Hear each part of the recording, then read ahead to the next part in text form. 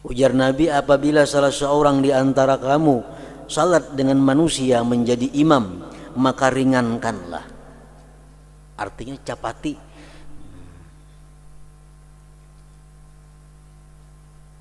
Karena di kalangan mereka ada orang yang lemah. Ada orang namang gatar berdiri lawas.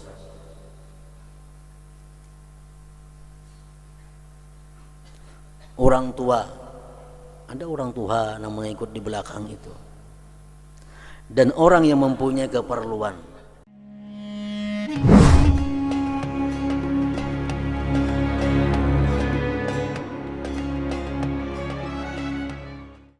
Makna daripada kalam Al-Imam Al-Ghazali rahimahullah wa nafa'ana bi ulumih.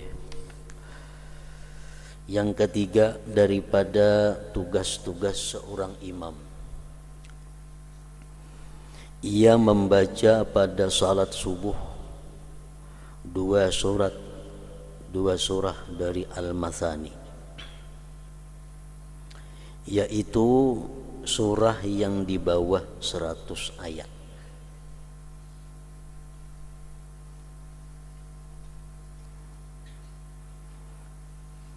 Jadi disunnatkan sembahyang subuh itu membaca surah sesudah Fatihah pada rakaat pertama dan kedua. Surah apapun, sebanyak atau sesedikit apapun, sunat. Dan sunat lagi, ditambah lagi pulang sunatnya apabila kita sembahyang subuh itu membaca surah yang surahnya itu sekitar 100 ayat ke bawah. Macam Tabarak contohnya. Sembahyang subuh bismillahirrahmanirrahim, Fatihah. Tentang Fatihah baca tabarakalladzi biyadihil mulku. Kan Fatihah itu di bawah 100 ayat. Tabarak di bawah 100 ayat. 30 ayat surat Al-Mulk itu, atau surat Waqiah atau surat Ar-Rahman. Nah, jadi apabila kita sembahyang subuh, surahnya surah itu yang dibaca, sunat lagi hukumnya, melebihi daripada sunat sekedar membaca surah.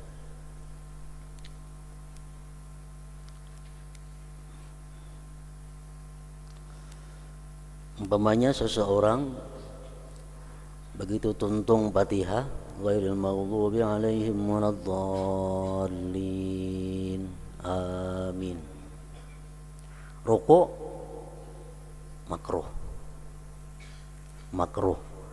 apabila rakaat pertama kedua itu kada basurah, makruh, mesti ada dibaca surah walaupun seayat. Ghairil maghdubi alaihim waladdallin, amin, alif lam mim, Allahu akbar. Rukuk sudah hilang makruhnya itu. Kenapa? Karena dia sudah membaca ayat daripada surah. Bismillahirrahmanirrahim, Yasin, panjang bacaannya di belakang nih, Yasin mulai sekalinya Allahu akbar, rukuk. Nah, hasil sudah inya pahala membaca surah, kada makruh lagi. Nah, tapi apabila ingin membaca surah yang panjang-panjang, yang sekitar 100 ayat, 90 ayat, nah itu sunat lagi untuk sembahyang subuh. Karena memanjangkan pada bacaan subuh dan meremang-remangkan dengannya itu sunat. Dan tidak mengapa keluar darinya sembahyang subuh beserta terang hari. Jadi sembahyang subuh itu panjang surahnya sehingga bulikan subuh tarang sudah hari. Nah itu disunatkan pula.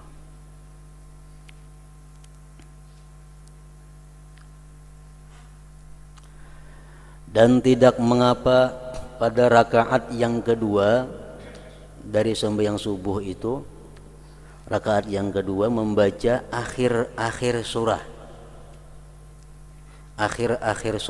sekitar 30 atau 20 ayat sampai akhirnya. Di rakaat pertama sasurahan, kini rakaat yang kedua ambil di ujung-ujung surah, ambil di ujung surah. Karena hal itu tidak berulang atas pendengaran, dengan banyaknya mendengar, maka itu menjadi lebih fasih dalam memberi nasihat dan lebih mendorong untuk dipikirkan. Kalau kita membaca ayat itu aja ayatnya bila sidin imam itu aja surahnya, nah orang muyak mendengar. Hafalan lain enggak ada lagi, kuliahan kalau Allahu ahad bila jadi imam. Jadi ayat itu kadang memberikan lagi nasihat kepada makmum. Ayat itu kadang menimbulkan lagi untuk dipikirkan. Karena itu yang didengar. Nah, jadi disuruh kita membawa ayat-ayat yang jarang didengar supaya yang di belakang ini bisa lebih tafakur.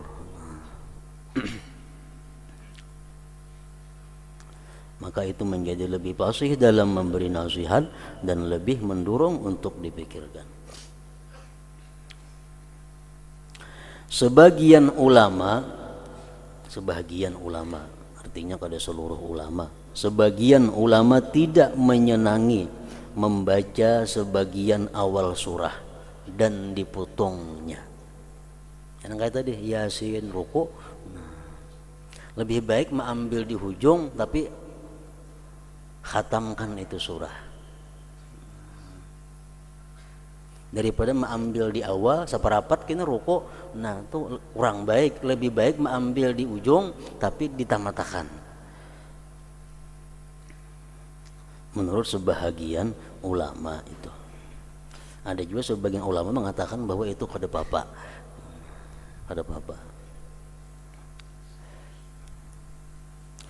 Telah diriwayatkan bahwasanya Nabi sallallahu alaihi wasallam membaca sebagian surat Yunus ketika beliau sampai kepada penyebutan Musa dan Fir'aun, maka beliau potong lalu beliau rukuk. Ini satu bukti bahwa di awal mulai awal surah, di tengah dipotong rukuk, itu kada apa-apa karena Nabi pernah melakukan demikian. Dan diriwayatkan bahwasanya Nabi sallallahu alaihi wasallam pada salat subuh membaca satu ayat surah Al-Baqarah, yaitu firman Allah Ta'ala. Nabi pernah dalam sembahyang subuh itu sesudah Fatihah membaca seayat saja. Qulu amanna billahi wa ma unzila ilaina wa ma unzila ala Ibrahim wa Ismail wa Ishaq wa Ya'qub wal asban wa ma utiya Musa wa Isa wa ma utiya an-nabiyyuna min rabbihim la nufarriqu baina ahadin minhum wa nahnu lahu muslimun. Allahu akbar. Pernah juga Nabi sedemikian itu. Dan pada rakaat yang kedua Nabi kita pun membaca ayat seayat saja. Rabbana amanna bima anzalna wattaba'na ar-rasula faktubna ma'asy syahidin. Allahu akbar. Pernah juga Nabi. Artinya wahai Tuhan kami beriman kepada apa yang telah Engkau turunkan. Rabbana amanna bima anzalta, artinya wahai Tuhan kami beriman kepada apa yang telah Engkau turunkan.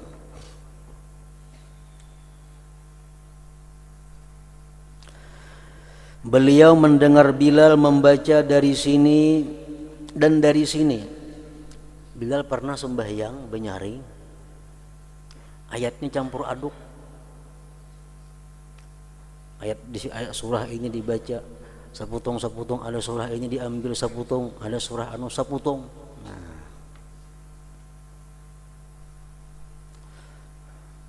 Beliau Nabi kita mendengar Bilal membaca dari sini dan dari sini. Artinya dari surah Baqarah diambil seayat, Al-Imran seayat, An-Nisa pulang dua ayat disambung-sambung kayak itu dalam sembahyang nih. Lalu Nabi bertanya kepadanya tentang hal itu. Jadi Nabi kenapa ikan Bilal berputong-putong itu ayat? Surah anu diambil sekian ayat, surah ini sekian ayat. Kenapa kayak itu? Lalu ia menjawab, si Bilal menjawab, saya mencampurkan yang baik dengan yang baik. Saya mencampurkan yang baik dengan yang baik. Karena ayat yang di surah Baqarah bagus, ayat yang di Ali Imran bagus, ayat yang di An-Nisa bagus, dicampur, mencampur yang baik dengan yang baik. Maka beliau bersabda, ahsanta, artinya kamu telah melakukan kebaikan. Ada apa artinya? Rakaat pertama baca ayat kursi, supaya mau ubah-ubah aja pada ngerajin-rajin tuh, diubah berapa puluh tahun sudah enggak surah itu dia diubah, dan kalau ada larangannya mau ubah-ubah itu. Ada rajin daftar nang di mana-mana, ada daftar bila subuh hari Rabu ini, asar hari Rabu ini, maghrib hari Rabu, itu adalah bukan daripada Rasulullah Sallallahu Alaihi Wasallam. Itu hanya ulahan orang-orang nang tadudi, dan kada bapak itu kada diikuti.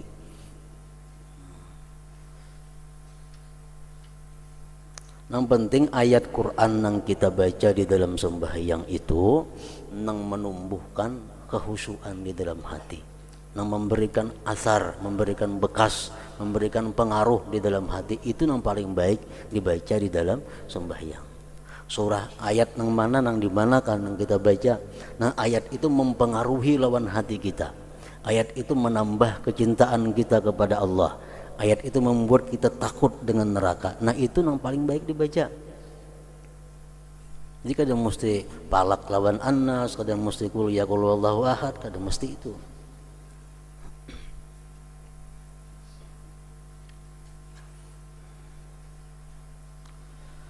Contohnya macam Bilal tadi.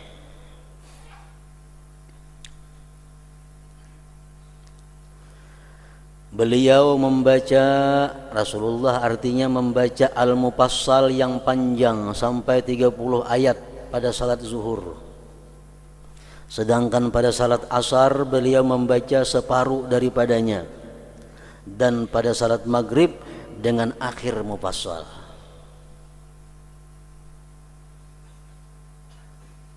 Menurut sebahagian ulama fikih, Mufassal nang panjang itu mulai Al-Hujurat, surat Al-Hujurat sampai Amma Yatasaalun. Itu ngarannya Al-Mufassal nang panjang-panjang. Mufassal nang panangah itu mulai Amma Yatasaalun sampai Wadduha.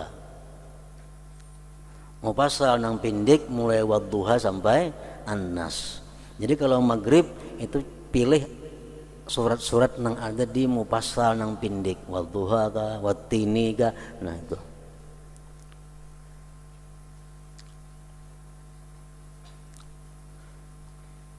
Tapi itu pun kada harus macam itu, kada juga. Cuma kebanyakan Rasulullah seperti itu.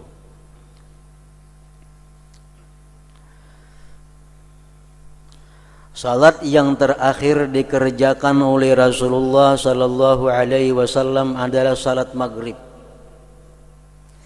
Padanya beliau membaca surat Al-Mursalat, panjang. Wal-Mursalat yang urufan itu 50 ayat. Sampai yang maghrib sampai kita membaca suratnya itu akhir hayat sidin. Setelah itu beliau tidak salat sehingga beliau meninggal dunia.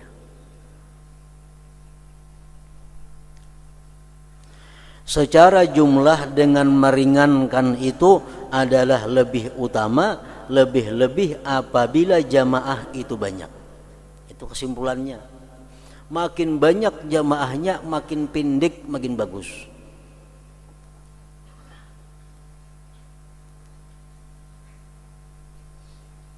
Secara jumlah dengan meringankan itu adalah lebih utama. Lebih-lebih apabila jamaah itu banyak.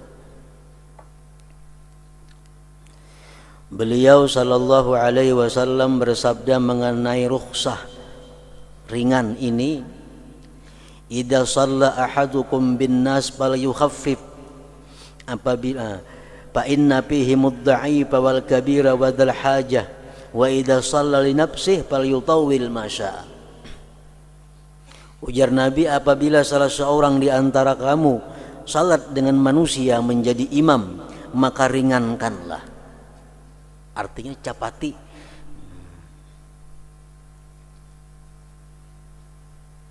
Karena di kalangan mereka ada orang yang lemah. Ada orang namang gatar berdiri lawas.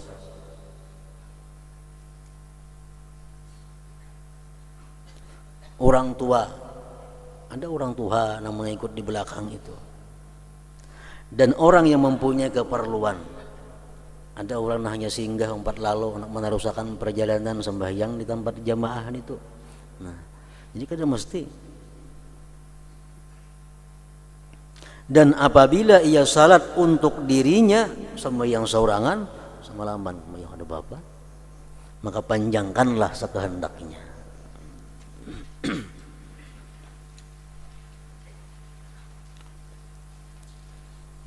Kita paling sampai yang surangan handap lah jadi imam panjang. Nah, sembahyang surangan kalau Allahu ahad saja subuh kah apakah udah jadi imam subuh lo sabihas marabikal a'la tak paling itu marahnya orang udah sampai yang surangan panjang-panjang bila ka orang banyak hanya bahandap.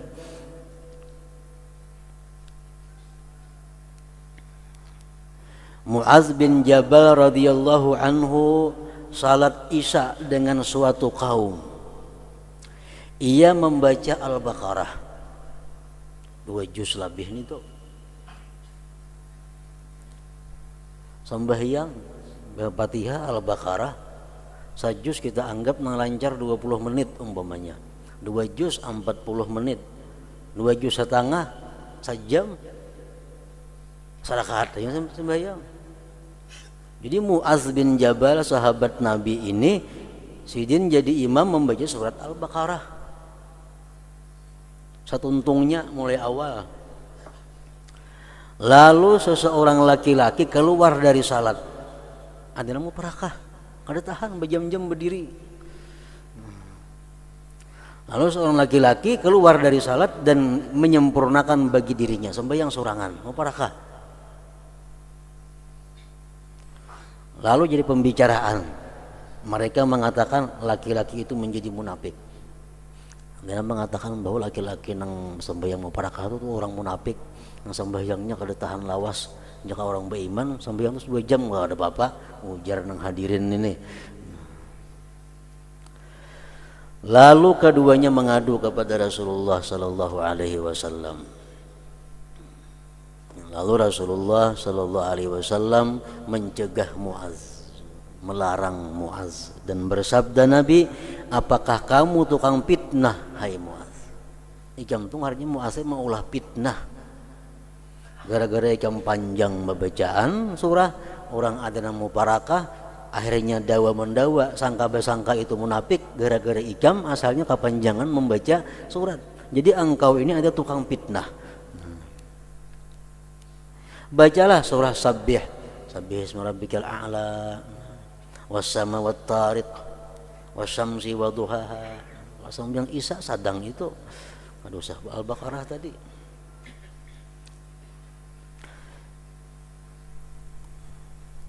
Nah, jadi itulah tugas seorang imam dalam hal membaca surah. Yang penting dilihat keadaannya bila orang banyak nang hadir, nah, makin cepat ringkas makin bagus. Bila nang hadir ini orangnya orang nang tertentu, kaumun mahsurun, kaum yang tertentu, umpamanya nang hadir di sini adalah jamaah majelis taklim tertentu, nang hadir di sini santri-santri tertentu, nah itu kada jadi masalah dipanjangi, kada jadi masalah. Adapun tugas-tugas pada rukun salat maka ada 3, yaitu pertama meringankan rukuk dan sujud. Imam nih, si imam rukuk ringkas, sujud ringkas. Di belakang kan ada yang salismaan, ada yang betukan, sujudnya lawas. Maka dalam tasbih tidak melebihi atas 3 kali. Subhana rabbiyal a'la wa subhana rabbiyal a'la, subhana rabbiyal a'la. Allahu akbar. 3 kali cukup bagi imam, jangan lebih pada 3 kali.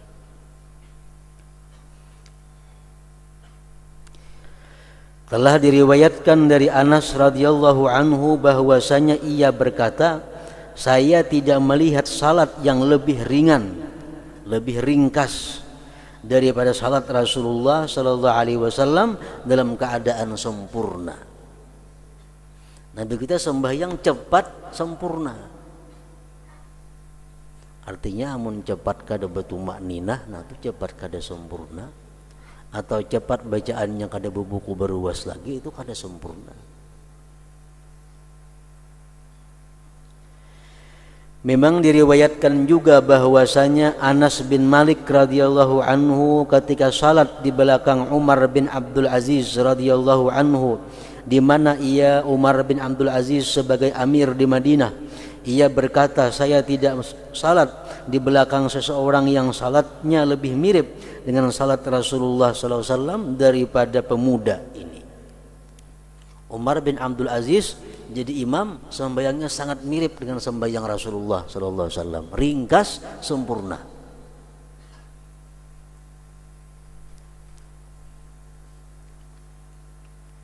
Ia berkata, kami bertasbih di belakangnya 10 kali. Dan diriwayatkan secara jumlah bahwasanya mereka berkata, kami membaca tasbih di belakang Rasulullah sallallahu alaihi wasallam di dalam ruku' dan sujud 10 kali. Itu adalah baik. Tetapi 3 kali itu apabila jamaahnya banyak adalah lebih baik. Nabi kita mau sujud sini bagi tasbih 10 kali. Kalau sidin lihat nang hadir ini orang-orang tertentu. Kalau orangnya banyak cukup 3 kali.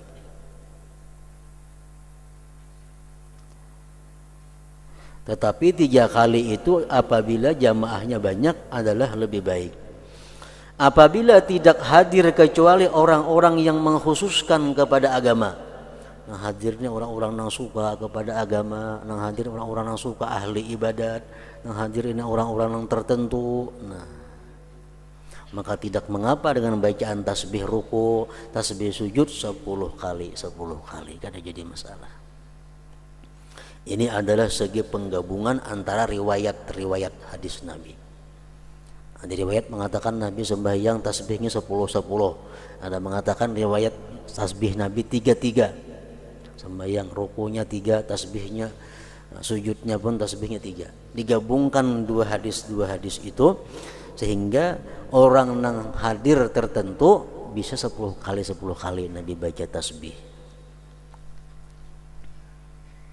Jadi yang pertama tugas-tugas imam pada rukun sembahyang adalah meringankan rukuk dan sujud. Dan ketika bangun dari rukuk, imam sayugianya untuk membaca Sami Allahu liman hamidah. Artinya Allah mendengar orang yang memujinya. Makmum pun begitu bangun dari rukuk, Sami Allahu liman hamidah juga. Itu mazhab kita Syafi'i macam itu. Ada mazhab lain yang mengatakan bahwa kalau imam itu membaca Sami Allahu liman hamidah, makmum Rabbana walakal hamdu. Itu ada juga mazhab, tapi lain dari mazhab Imam Syafi'i. Sami Allahu liman hamidah, biar imam, makmum Rabbana walakal hamdu. Makmum ada lagi Sami Allah, itu ada juga mazhab macam itu. Memang bagi kita Syafi'i, pengikut Imam Syafi'i, baik makmum atau imam sama-sama membaca Sami Allah liman hamidah itu.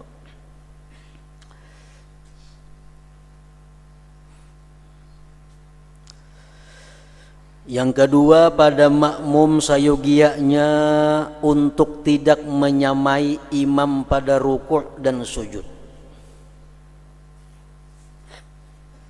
Sayogianya untuk tidak menyamai imam pada rukuk dan sujud. Artinya jangan sampai makmum lawan imam ini rukuk sujudnya beimbai. Tetapi ia si makmum mengakhirkannya, melambatkan sujud. Tapi jangan terlalu lambat. Maka ia tidak turun untuk sujud kecuali apabila dahi imam telah sampai ke tempat sujud. Itu aturannya. Jadi sami Allahu liman hamidah, cagat. Karena si imam Allahu Akbar, dahi sidin ke lantai sudah, hanyar kita turun Allahu Akbar. Bila sidin masih di panangahan jalan, kita jangan bergeser daripada tegak. Dahi sidin ke lantai, dahi imam, hanyar kita turun. Dan jangan sampai sidin mengangkat dahi dari lantai. Kalau sudah sidin mengangkat dahi dari lantai, hanyar kita sujud, tersalah juga, makruh juga hukumnya.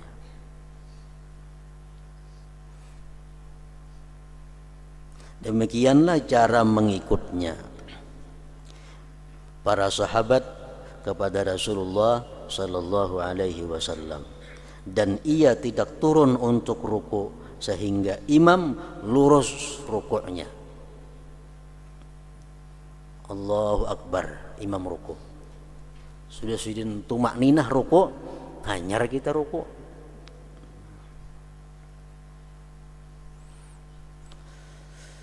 Jadi bersamaan dengan imam makruh, kecuali takbiratul ihram itu kadesah. Kalau takbiratul ihram bayi imam kadesah. Lain pada takbiratul ihram daripada rukun fi'li, makruh bersama imam bayi. Badahulu satu rukun daripada imam, makruh juga. Makruh.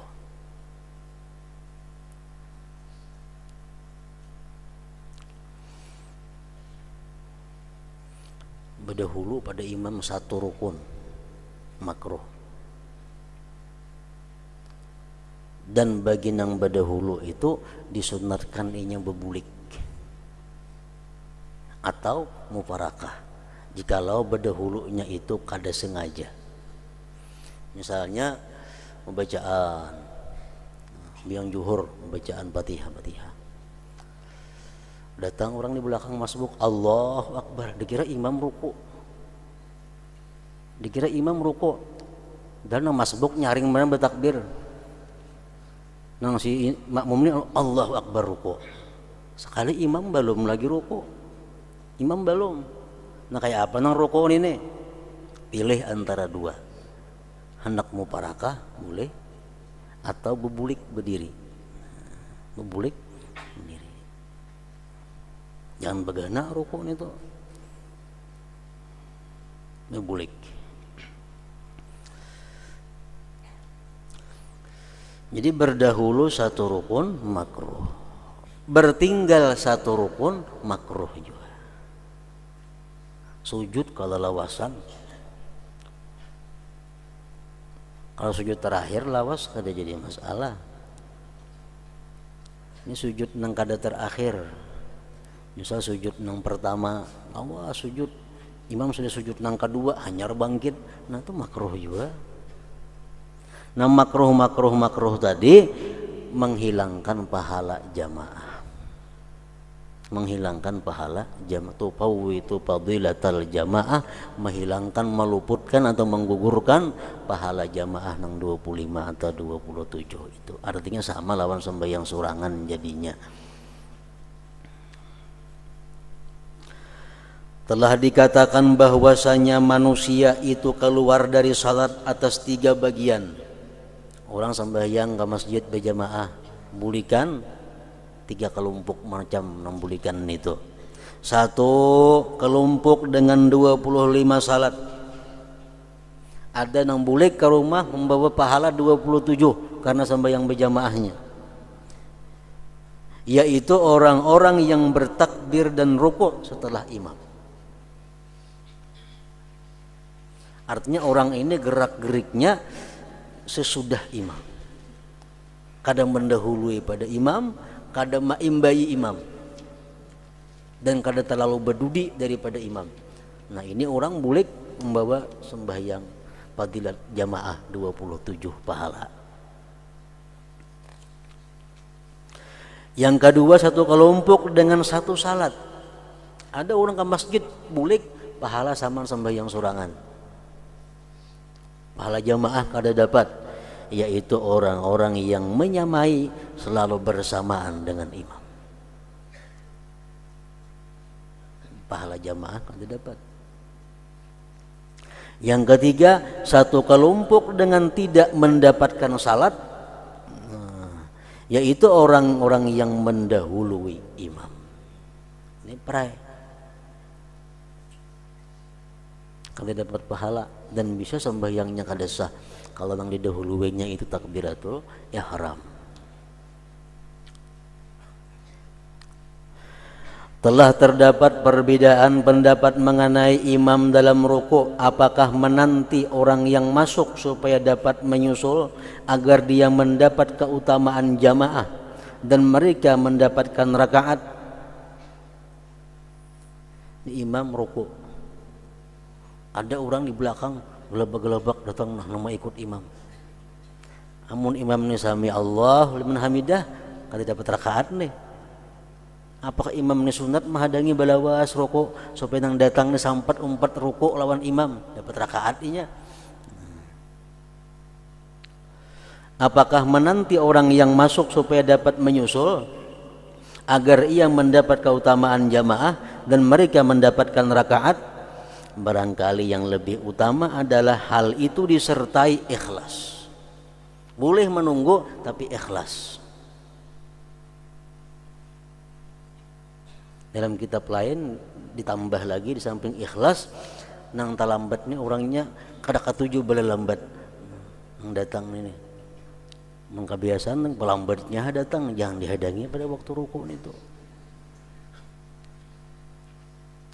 Hal itu tidak mengapa apabila tidak tampak perbedaan yang jelas sebagai hadirin, karena sesungguhnya hak mereka itu dipelihara pada meninggalkan memanjangkan atas mereka itu. Artinya boleh aja menghadani satu umat supaya sahabat dapat rakaat, tapi jangan terlalu lawas, karena nang hadir ini dijaga juga haknya. Yang ketiga, dalam tasyahud, dalam doa tasyahud, imam tidak menambah atas kadar tasyahud karena khawatir dari pemanjangan. Kan imbah hamidum majid, kita sunat di situ berdoa. Sunat doa dibaca. Doa nang apakah? Tapi doa yang diajarkan Nabi lebih baik. Tapi jangan terlalu panjang. Kadar panjangnya macam apa? Kadar lawasnya sakadar mulai at-tahiyatul mubarakah sampai kepada asyhadu an la ilaha illallah wa asyhadu anna muhammadar rasulullah. Saya itu panjangnya ayuhan ditambah lagi.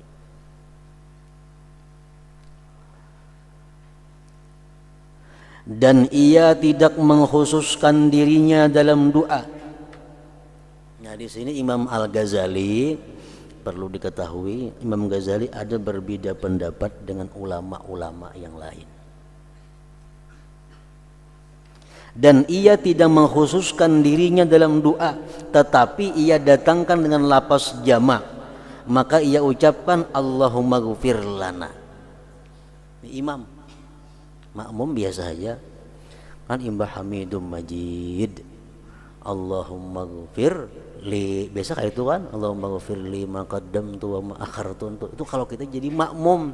Kalau kita jadi imam mesti Allahumma ghfir lana, Allahumma ghfir lana ma akhta apa. Artinya ya Allah ampunilah kami, dan jangan mengucapkan Allahumma ghfir li ma qaddamtu. Mesti Allahumma ghfir lana ma qaddamna wa ma akharna wa ma asrarna wa ma a'lanna, itu seterusnya.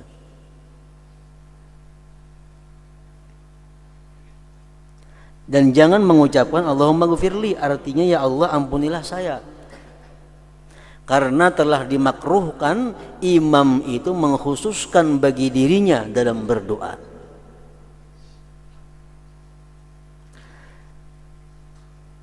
Nah, di sini ada perselisihan dengan ulama-ulama lain.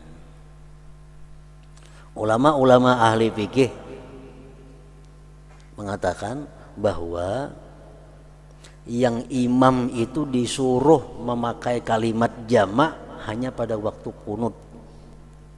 Allahumma hadina fi man hadait wa afina fi man afait wa tawallana fi man tawallait wa barik lana fi ma. Nah, itu aja. Kalau lain pada doa qunut, doa duduk tasahud, doa duduk antara dua sujud, biasa aja rabbighfirli, ada usah rabbighfir lana, ada usah si imam. Nah, ini yang mu'tamad, yang lebih kuat daripada pendapat Imam Ghazali ini.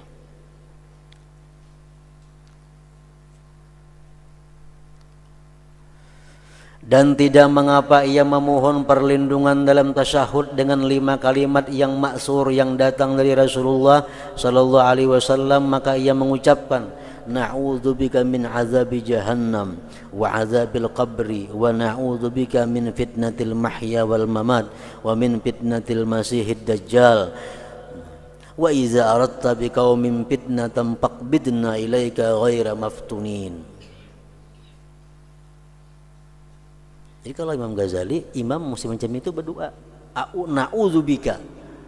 Na jamak artinya kami. Nah, kalau imam-imam yang lain dari Ghazali, apa yang dikatakan Nabi itu dicontoh. Bila Nabi mengajarkan itu kada jamak, berarti kada usah jamak. Allahumma inni a'udzubika.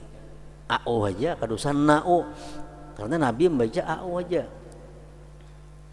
Artinya kami berlindung kepadamu ya Allah dari siksa neraka jahanam dan siksa kubur. Kami berlindung kepadamu dari fitnah cobaan hidup dan cobaan mati, dan dari fitnah cobaan Masihid Dajjal. Apabila engkau ya Allah menghendaki fitnah bagi suatu kaum, maka matikanlah kami kepadamu dengan tidak terkena fitnah. Ini doa. Ya Allah, apabila engkau hendak menurunkan fitnah di kampung ini, fitnah artinya macam perang saudara atau ada seumpamanya itu, matikanlah kami sebelum terjadi itu. Maka matikanlah kami kepadamu dengan tidak terkena fitnah. Dan dikatakan Dajjal itu disebut Masih karena ia menjelajahi bumi dengan sepanjangnya. Dan ada yang mengatakan ia dihapus matanya, yakni hilang sinar matanya. Arti Masih Dajjal itu. Adapun tugas salam maka ada 3, yaitu ia berniat memberi salam kepada kaum dan malaikat dengan 2 salam itu. Ini si imam, Assalamualaikum warahmatullah. Qumnya itu ke mana? Assalamualaikum warahmatullah. Selamat atas kamu dan rahmat Allah. Kamu siapa? Nah, artinya kamu itu nang hadir di sebelah sini, malaikat nang ada di sebelah situ. Karena yang kedua, Assalamualaikum warahmatullah, jamaah nang di sebelah sini dia khitab dengan kumnya itu.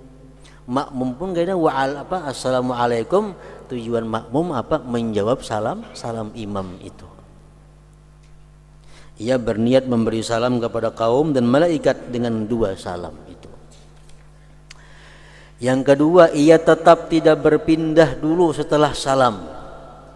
Assalamualaikum warahmatullah. Jangan langsung buka imam. Jangan berpindah dulu setelah salam. Demikianlah Rasulullah SAW melakukannya. Juga Abu Bakar dan Umar radhiyallahu anhuma. Lalu ia salat sunat di tempat lain. Jika di belakangnya terdapat jamaah perempuan, maka ia Nabi tidak berdiri sehingga mereka pergi. Ini dalam hadis masyhur bahwasanya beliau Nabi SAW tidaklah duduk kecuali sekedar bacaan beliau, Allahumma antas salam wa minkas salam tabarakta ya dzal jalal wal ikram. Artinya, ya Allah, engkaulah zat yang maha sejahtera, daripada mula kesejahteraan itu maha suci engkau, wahai zat yang maha besar dan maha mulia. Jadi kalau wirid nang kita baca sembahyang tuh, nang mulai nang la ilaha illallah wahdahu la syarikalah itu semua wirid itu datang daripada Rasulullah Shallallahu Alaihi Wasallam. Bukan diulah ulama, itu ada, itu dari hadis-hadis semua. Cuma Nabi kita kadang menyusun macam itu. Makanya wirid sini mata pura belain susunannya. Kenapa? Karena susunannya bukan dari Nabi. Nabi seputong-seputong aja mengajari. Ya Nabi sembahyang baik membaca la ilaha illallah 10 kali. Baik membaca tasbih 33, tahmid 33, takbir 33. Baik membaca ayat kursi sembahyang. Lalu disusun oleh ulama supaya terangkum semuaan itu. Kalau wiridnya itu dari Nabi, bukan dari ulama. Nah itu semacam. Yang kedua, di zaman Nabi itu kadada berdarau wirid macam kita ini, masing-masing baca wirid dan begimit semuaan. Nah, kata dikomando oleh imam wirid itu kada. Jadi assalamualaikum warahmatullah, assalamualaikum, masing-masing pembacaan. Kalau tidak bulikan sembahyang kada ada. Cuma pembacaan, cuma masing-masingnya penuh orang pembacaan. Cuma kada berdarau itu. Nah, kalau kayak apa hukumnya berdarau kayak kita rajin itu berwirid? Ujar ulama-ulama fikih mengatakan bahwa itu adalah bid'ah. Bid'ah. Artinya kada diajarkan Rasulullah. Bila bid'ah itu artinya kada baik. Kecuali tujuannya badaraun itu adalah si imam ni benyaring baca wirid itu untuk menggiring makmum nang kada tapi hafal wirid. Makmum nih suruh baca wirid sorangan bisa ada nang kada hafal. Cuman orang banyak kau aja mengiringi semuaan itu. Nah, jadi imam benyaring tujuannya apa? Supaya nang kada tapi hafal wirid kau mengiringi. Nah amun macam itu kada jadi bid'ah, kada jadi makruh. Amun samuan itu punya hafal saja lawan wirid, kan usah benyaring-nyaringan itu. Kayak itu yang di zaman Rasulullah Sallallahu Alaihi Wasallam.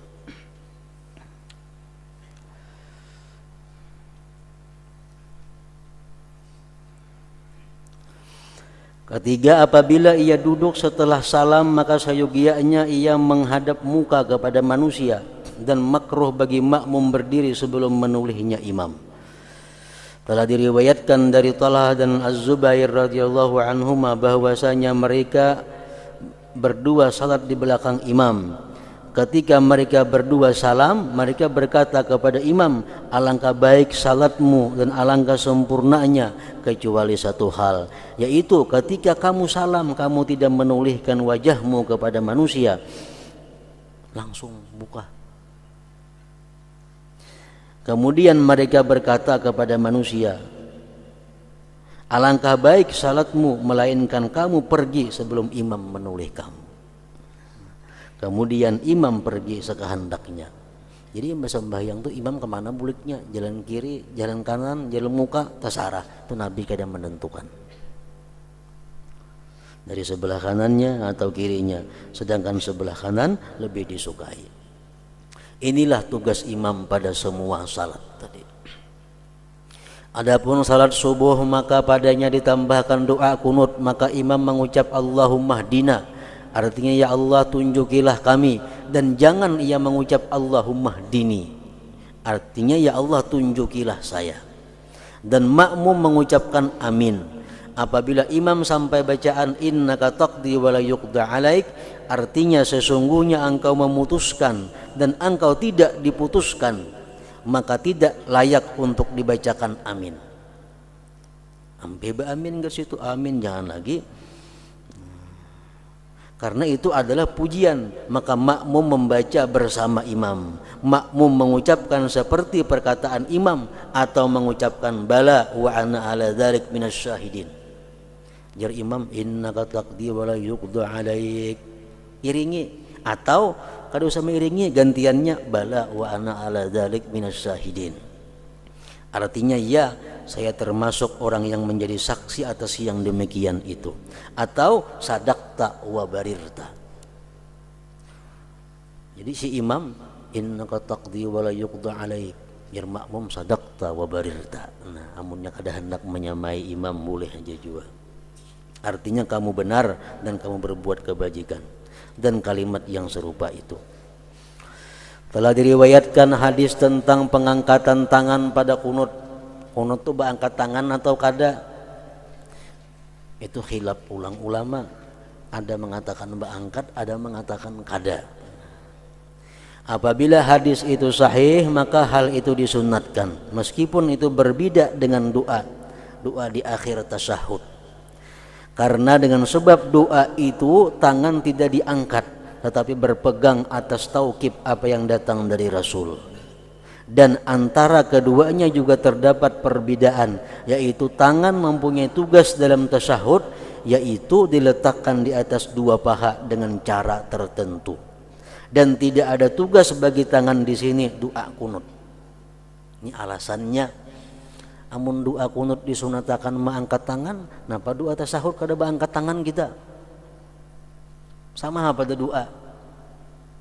Nah, jadi dijawab waktu kunut itu tangan kita kada ada tugas napa-napa perai, baik baangkat. Amun tasyahud tangan kita ada tugas, nah kan diintang paha baandak ada aturannya.